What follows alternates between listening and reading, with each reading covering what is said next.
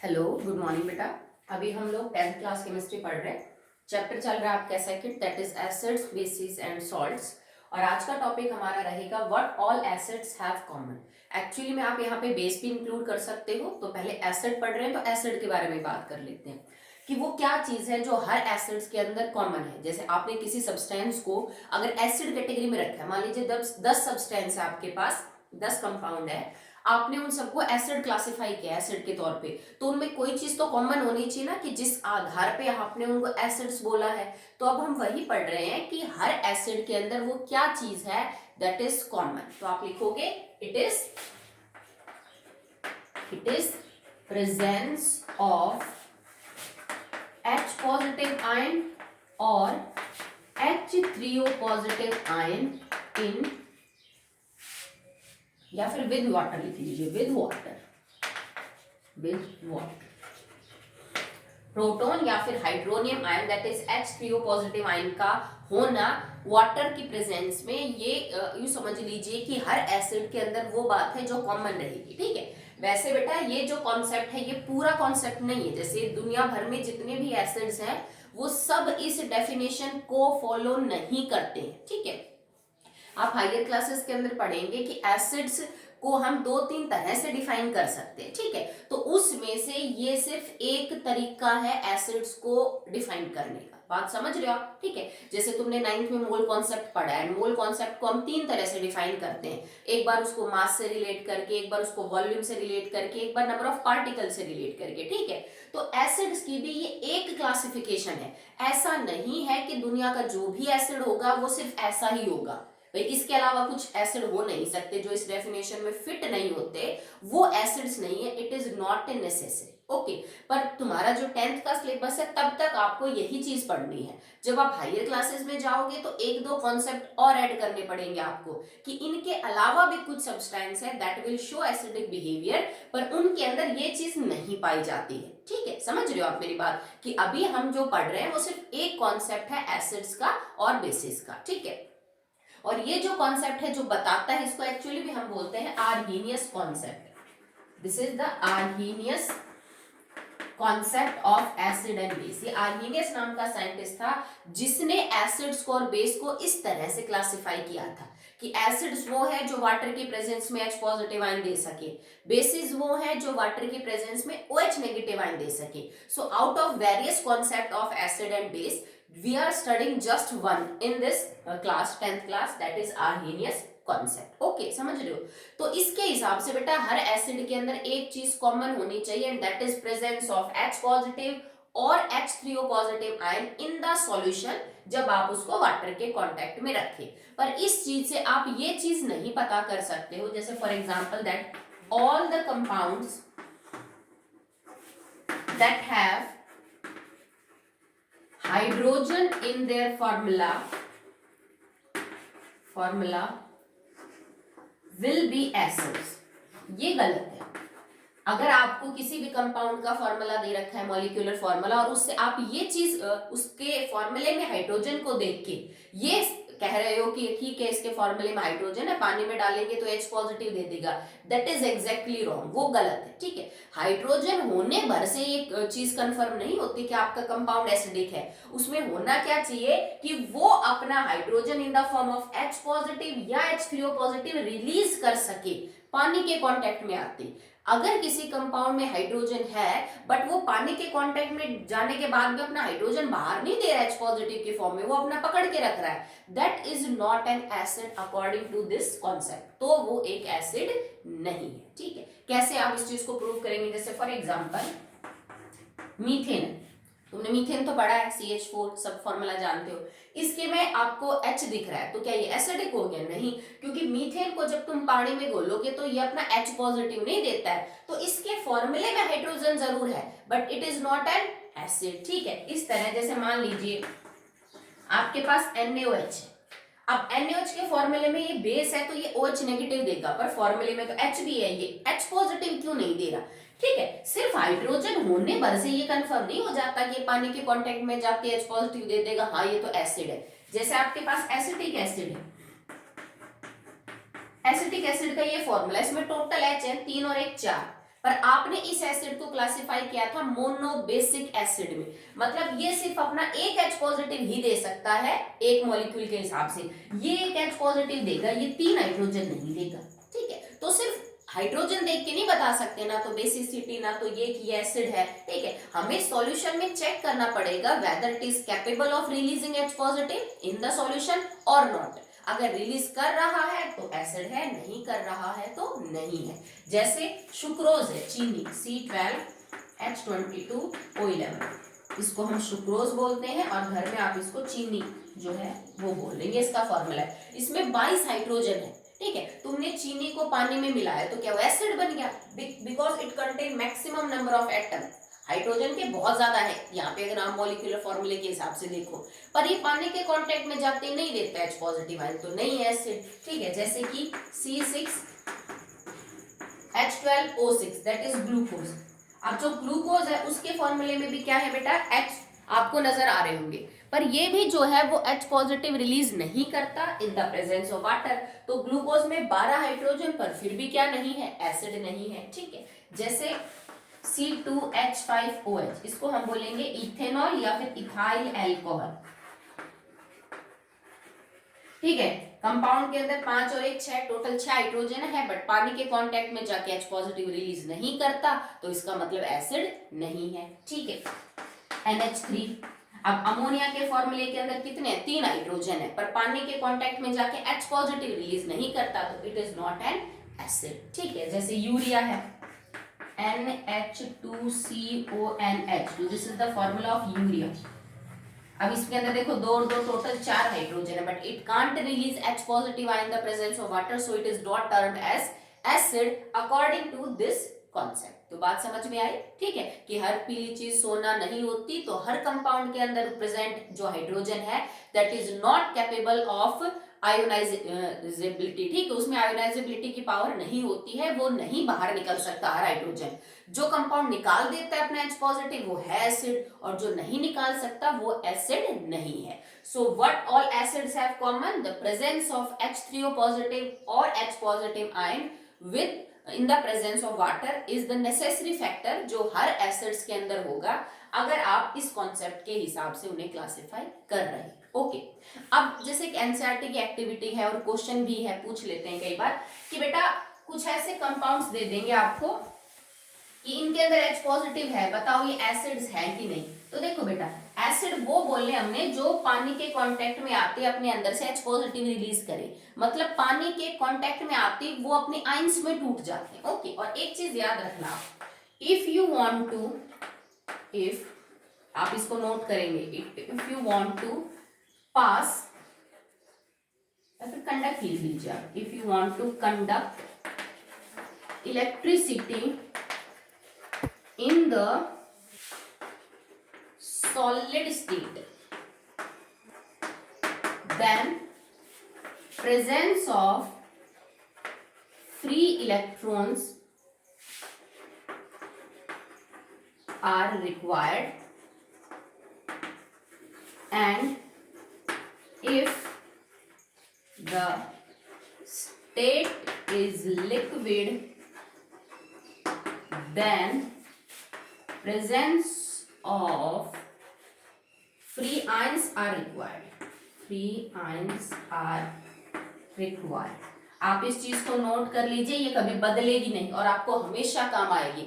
इन 10th 11th 12th कभी भी आप पढ़ोगे तो ये चीज बहुत मेन है, बहुत सिंपल है, बट आपको कई सारी चीजों को एक्सप्लेन करने में इसको यूज करना पड़ेगा, ओके। हमने क्या लिखा है, if you want to conduct electricity in a solid state, आपके पास कोई भी सब्सटेंस है जो सॉलिड स्टेट में और आप चेक करना चाहते हो भाई इसमें से बिजली पास हो सकती है नहीं हो सकती है, तो सॉलिड स्टेट में अगर पास करनी है then the presence of free electrons is compulsory, या इनकी जरूरत पड़ेगी।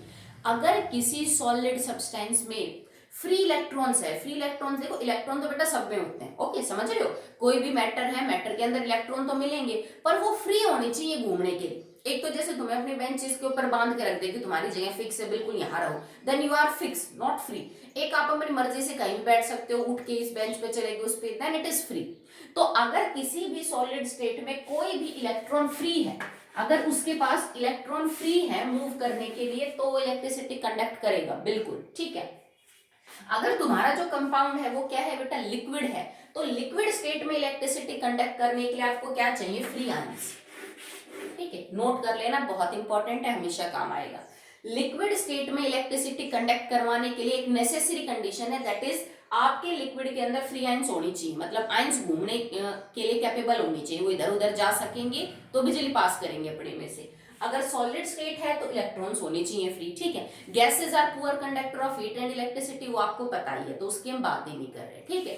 अब इतना पता होने के बाद वो आपसे कोई भी कंपाउंड दे देगा कि बेटा एक्वा सॉल्यूशन इसका है, एक्वा सॉल्यूशन इसका है, प्रूव करो कि ये कंपाउंड एसिड है या नहीं। अब एसिड वो है अकॉर्डिंग टू आर्हीनेस, जैसे मान लीजिए मैंने HCl एक्वस लिया और ये टूट गया into H positive aqueous plus में Cl नेगेटिव एक्वस। भाई एसिड वो जो पानी में जाती H पॉजिटिव देते, अगर H पॉजिटिव देंगे तो साथ में कोई नेगेटिव आयन भी निकलेगी, मतलब पानी में जाती ये नेगेटिव आयन और पॉजिटिव आयन में टूट जाते हैं, इनके आयंस फ्री है पानी में और वो घूम रहे हैं, तो इसका मतलब एसिड्स के अंदर फ्री आयंस होती हैं, ठीक है। अगर एसिड्स के अंदर आयंस फ्री होंगे तो they will conduct electricity, same is with the base.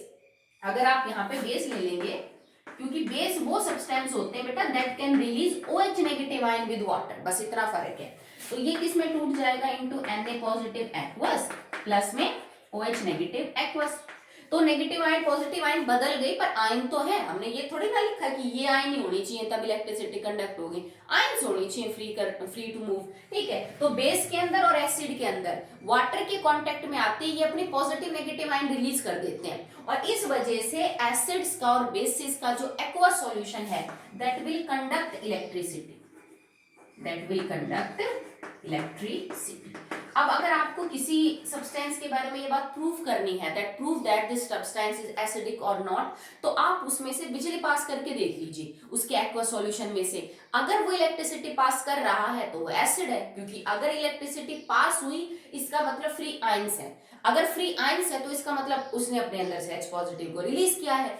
अगर इलेक्ट्रिसिटी पास नहीं होती इसका सीधा सा मतलब है कि उसने अपनी आयंस नहीं दी है, और नहीं दी है तो वो एसिड नहीं है, ठीक है। अब इसी चीज को यूज करके हम एक एक्टिविटी परफॉर्म करते हैं, ठीक है, इंपॉर्टेंट है, इस पे क्वेश्चन आ चुके हैं बेटा। You have to prove that the aqueous solution of glucose and ethanol, ethyl alcohol, are acids or not. आपको ये प्रूव करना है कि aqueous solution of glucose and ethanol acids है या नहीं, आपको ये बात प्रूव करने, because in the formula they will contain hydrogen. तो हम ये बात भी प्रूव कर रहे हैं कि सिर्फ हाइड्रोजन होना नेसेसरी नहीं है, रिलीज करना जो है दैट इज मेन आपका जो मोटो है वो।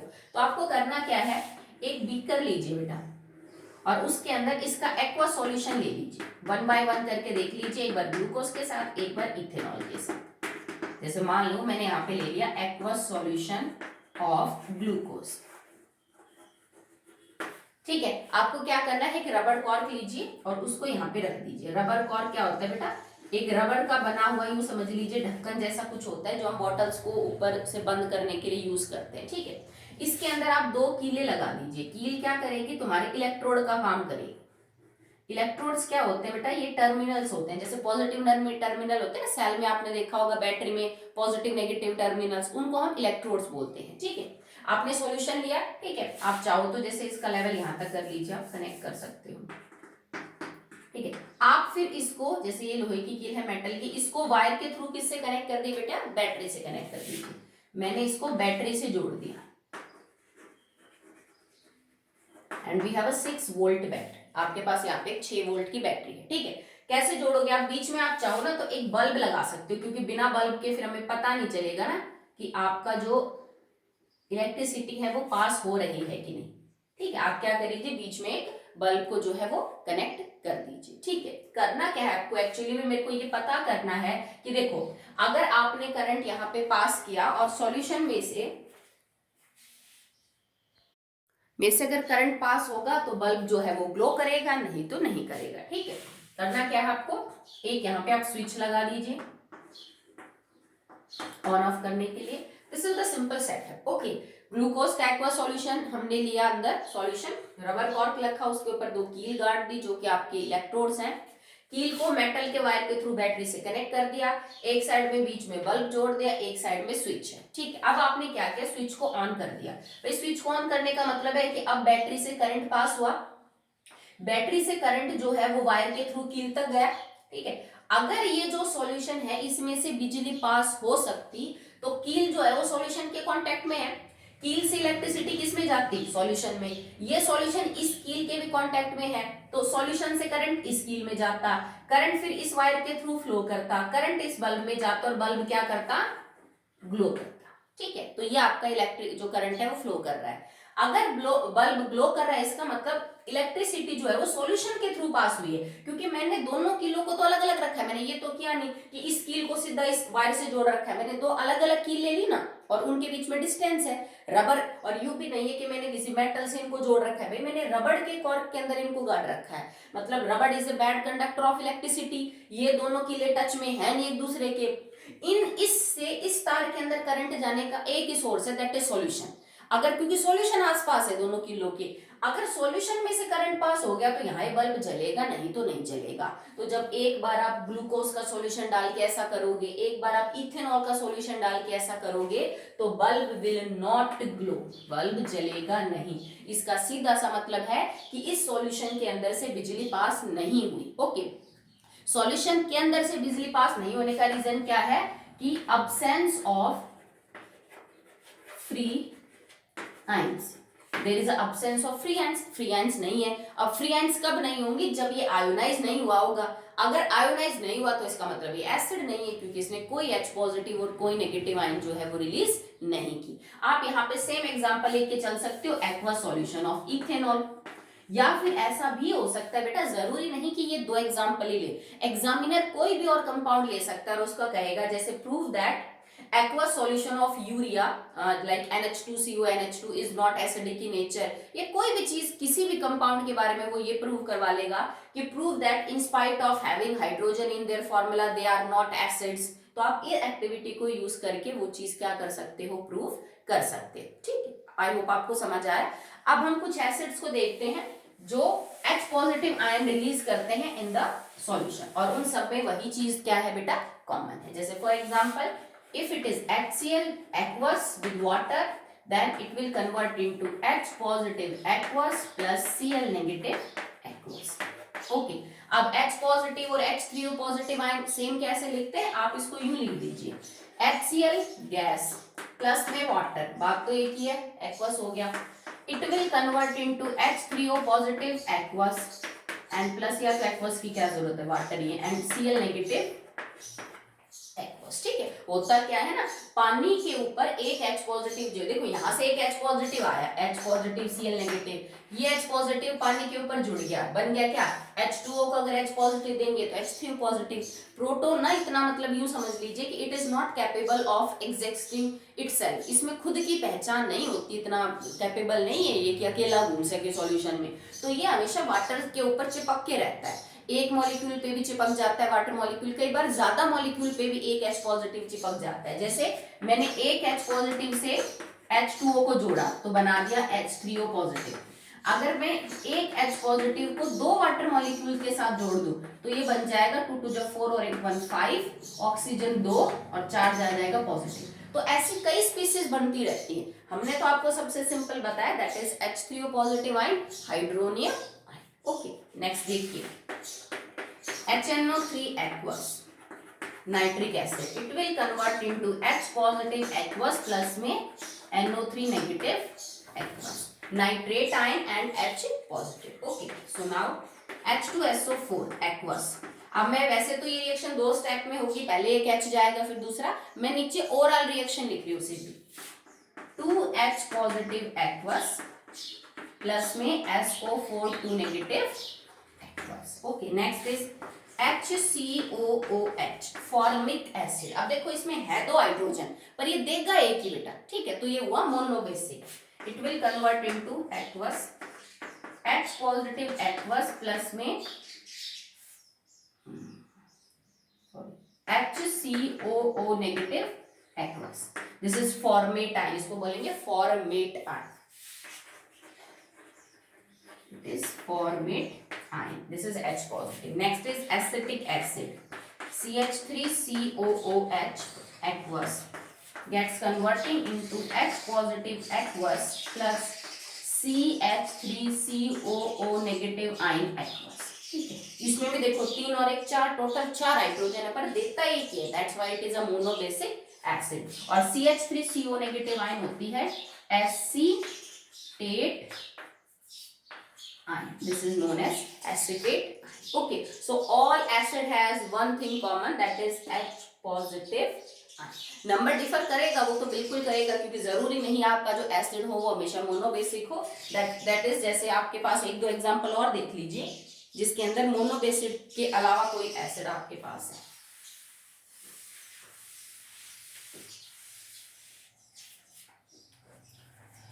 जस्ट लाइक आपके पास ये हो ऑक्जेलिक एसिड.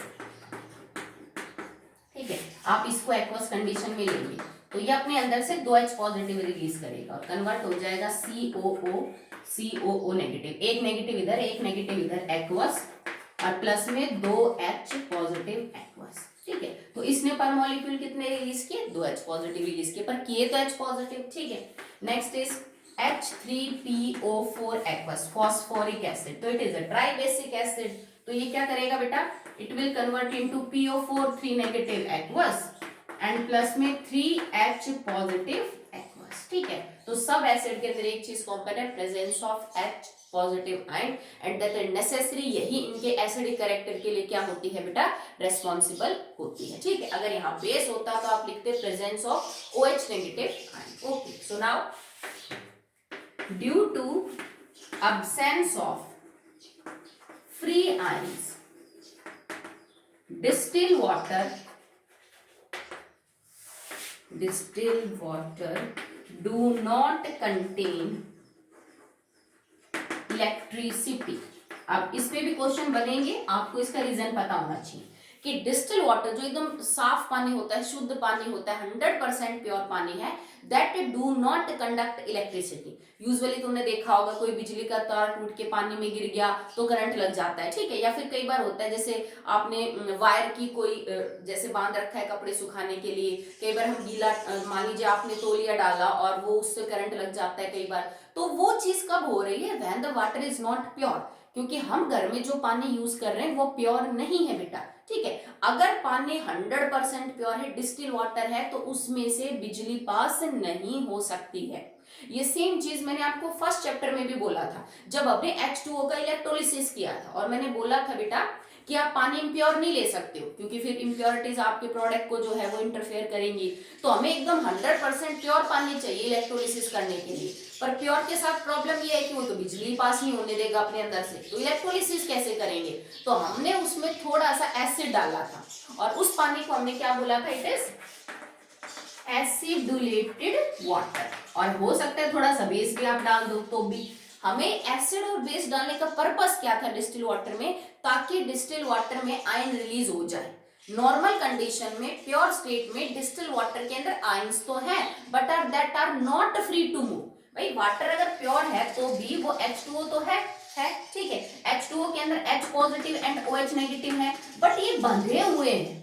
डिस्टिल वाटर में ये H पॉजिटिव OH नेगेटिव भागने के लिए नहीं है, कि फ्री नहीं है कि आप जैसे मर्जी चाहो इनको हिला सको. तो ये हिलते, मूव करते तो इलेक्ट्रिसिटी कंडक्ट करते. आयंस हैं बट फ्री नहीं है हिलने के लिए, तो इलेक्ट्रिसिटी कंडक्ट नहीं होती. अब जैसे नमक है भाई, सॉलिड स्टेट में तुम्हारे पास नमक का एक टुकड़ा है, Na पॉजिटिव और Cl नेगेटिव है, उसमें आयंस है, पर सॉलिड नमक में से बिजली पास होगी? नहीं होगी. क्यों? क्योंकि आयंस तो है पर फ्री नहीं है, ये बंधे हुए हैं और ये हिलने के लिए फ्री नहीं है. ठीक है, तो होता क्या है कि जब डिस्टिल वाटर है then it is pure 100% water and ions है बट फ्री आयंस नहीं है, तो इसमें से बिजली पास नहीं होती.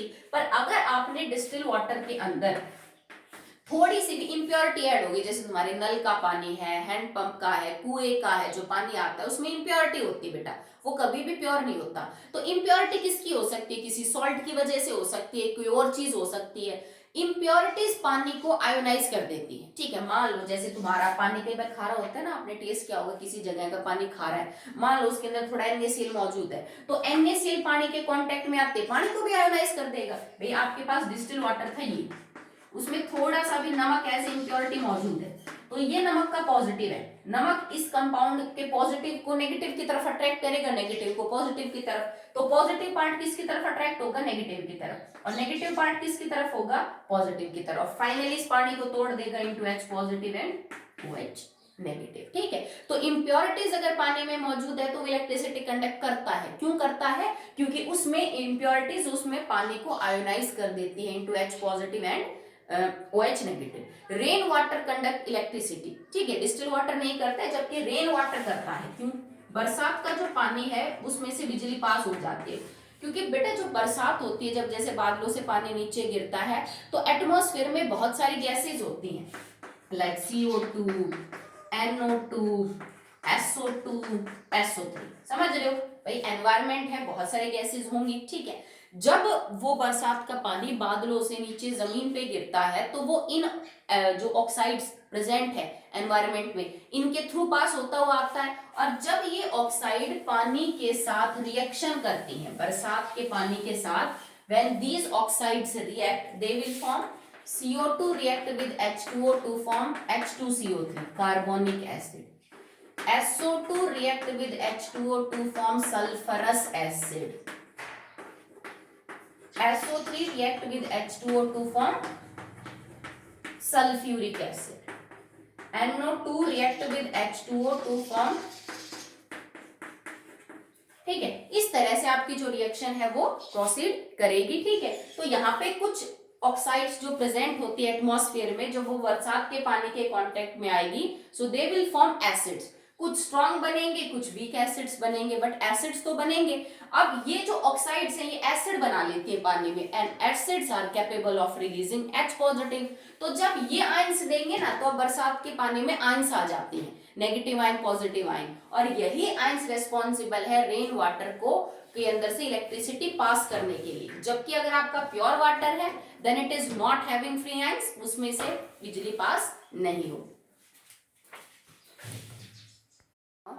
The next topic is acid rain. ठीक है, हम क्यों कंटिन्यू कर रहे हैं इस चैप्टर में इस टॉपिक को, वैसे ही बायो में पढ़ते हैं क्योंकि ये रिलेटेड है अभी जो हमने पढ़ा वो। ठीक है, एसिड रेन क्या होती है, उससे पहले हमें नॉर्मल रेन के बारे में पता होना चाहिए। जो नॉर्मली बरसात का पीएच है, जो जैसे बरसात होती है तो जो पानी गिरता है बरसात का, that is slightly acidic in the nature.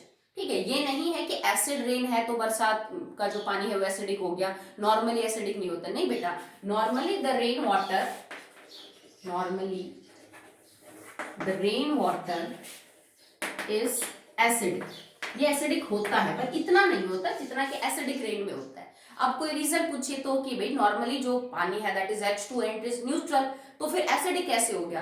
Because हमारे एनवायरनमेंट में CO2 गैस मौजूद है बहुत ज्यादा, कार्बन डाइऑक्साइड गैस बहुत ज्यादा होती है। ठीक है, और जब पानी बादलों से, मान लीजिए बादलों से जो है पानी वो नीचे गिरता है तो एनवायरनमेंट के थ्रू आएगा, और यहाँ पे बहुत सारे CO2 के मॉलिक्यूल है। जो पानी है वो CO2 के साथ रिएक्शन करेगा। Now H2O will react with CO2 to form H2CO3। कौन सा एसिड बेटा? Carbonic acid. ठीक है, ये जो कार्बोनिक एसिड बना है that is a weak acid. बना कि एसिड तो है पर बहुत ज्यादा स्ट्रॉन्ग नहीं है। तो मतलब जैसे ही बादलों से पानी गिरा, CO2 के कांटेक्ट में आया, कार्बोनिक एसिड बना। अब वो जो कार्बोनिक एसिड है वो पानी की बूंदों के साथ है, तो इसका मतलब कार्बोनिक एसिड की वजह से बरसात के पानी का पीएच स्लाइटली एसिडिक तो होगा, क्योंकि एसिड आ गया भाई। ठीक है, तो नॉर्मली भी पीएच क्या होता है? एसिडिक होता है। बट कई बार क्या होता है कि इस H2CO3 के अलावा कुछ स्ट्रॉन्ग एसिड और मिल जाते हैं, किसके साथ? बरसात के पानी के साथ। जैसे मान लो एनवायरनमेंट के अंदर SO2 मौजूद है, SO3 मौजूद है, NO2 मौजूद है, NO3 मौजूद है, या फिर HCl गैस मौजूद है।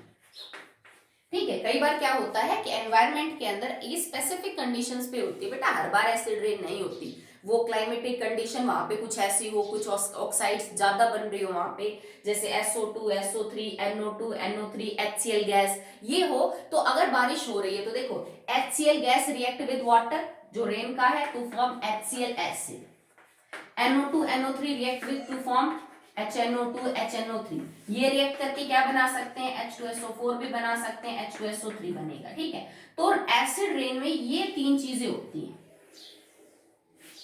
कार्बोनिक एसिड तो होगा ही होगा क्योंकि वो तो नॉर्मली रेन में हो रहा है, but if it is acidic rain that it contains H2SO4, HNO3 and HCl, ठीक है।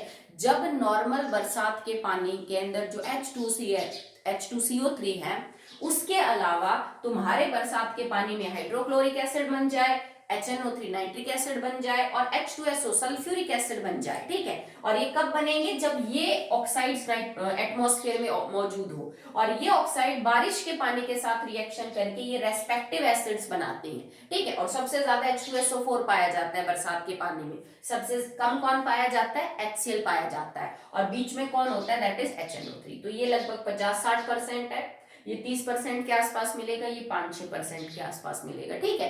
तो अब सोच के देखो, कार्बोनिक एसिड था तो पीएच एसिडिक था, अब कार्बोनिक एसिड एक कमजोर एसिड था, उसके साथ साथ 3 स्ट्रॉन्ग एसिड आ गए, तो बरसात का जो पानी का पीएच है वो और नीचे चला जाता है, ये 4.5 के आसपास तक, ठीक है। तो देखो, जो 7 न्यूट्रल था वाटर, उसमें इतनी सारी ऑक्साइड्स मिलने से, उनका एसिड बनने से जो पीएच है वो 2 तक कम हो जाता है, 5 के आसपास तक पीएच आ जाता है, और इस कंडीशन में हम फिर उस रेन को क्या बोलेंगे बेटा? Acid rain, okay.